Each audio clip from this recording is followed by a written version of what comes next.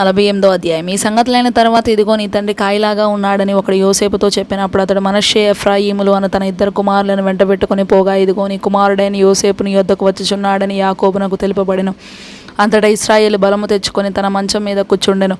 యోసేపును చూచి కనాను దేశమందరి లూజులో సర్వశక్తిగల దేవుడు నాకు కనబడి నన్ను ఆశీర్వదించి ఇదిగో నీకు సంతానాభివృద్ధి పొందించి నిన్ను విస్తరింపజేసి నీవు జనముల సమూహమగునట్లు చేసి నీ తర్వాత నీ సంతానమునకు ఈ దేశం నిత్య స్వాస్థ్యముగా ఇచ్చేదని సెలవిచ్చెను.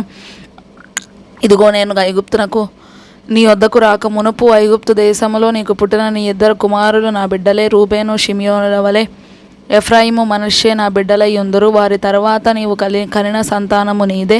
వారు తమ సహోదరుల స్వాస్థ్యమును బట్టి వారి పేళ్ల చొప్పున పిలువబడుదురు. పద్దనారాము నుండి నేను వచ్చుచున్నప్పుడు ఎఫ్రాతాకు ఇంకా కొంత దూరమున నుండగా మార్గమున రాహేలు కనాను దేశంలో నా ఎదుట మృతి పొందెను. అక్కడ బెత్లెహేమును ఎఫ్రాతా మార్గమున నేను ఆమెను పాతిపెట్టితినని యోసేపుతో చెప్పాను. ఇశ్రాయేలు యోసేపు కుమారులను చూచి వీరెవరని అడగగా యోసేపు వీరు నా కుమారులు, వీరిని ఈ దేశమందు దేవుడు నాకు అనుగ్రహించానని తన తండ్రితో చెప్పాను. అందుకతడు నేను వారిని దీవించుటకు నా దగ్గరకు వారిని తీసుకొని రమ్మనెను. ఇశ్రాయేలు కన్నులు వృద్ధాప్యం వలన మందముగా ఉండెను గనుక అతడు చూడలేకపోయిన యోసేపు వారిని అతని దగ్గరకు తీసుకొని వచ్చినప్పుడు అతడు వారిని ముద్దు పెట్టుకొని కౌగిలించుకొనెను. ఇశ్రాయేలు యోసేపుతో నీ ముఖము చూసేదనని నేను అనుకొనలేదు, కానీ నీ సంతానమును దేవుడు నాకు కనపరిచి ఉన్నాడనగా యోసేపు అతని మోకాల మధ్య నుండి వారిని తీసుకొని అతనికి సాష్టాంగ నమస్కారము చేసెను.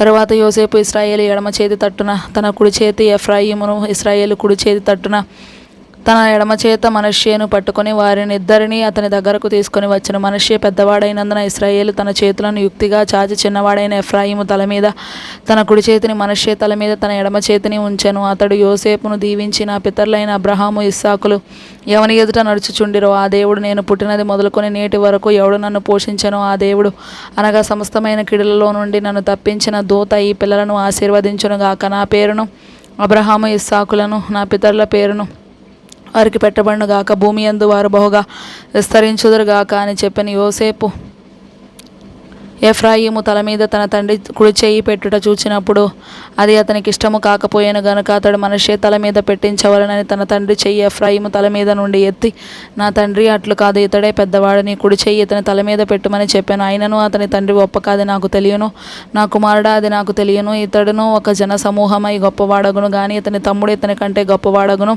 అతని సంతానము జనముల సమూహమగునని చెప్పాను. ఆ దినమందు అతడు వారిని దీవించి ఎఫ్రాయిము వలెను మనష్షే వలెను దేవుడు నిన్ను చేయునుగా కానీ ఇశ్రాయేలీలు నీ పేరు చెప్పి దీవించెదరనెను. అలాగూ అతడు మనష్షే కంటే ఎఫ్రాయిమును ముందుగా ఉంచెను. మరియు ఇశ్రాయేలు, ఇదిగో నేను చనిపోవచ్చున్నాను, అయినను దేవుడు మీకు తోడయుండి మీ పితరుల దేశమునకు మిమ్మను మరలా తీసుకొని పోవును.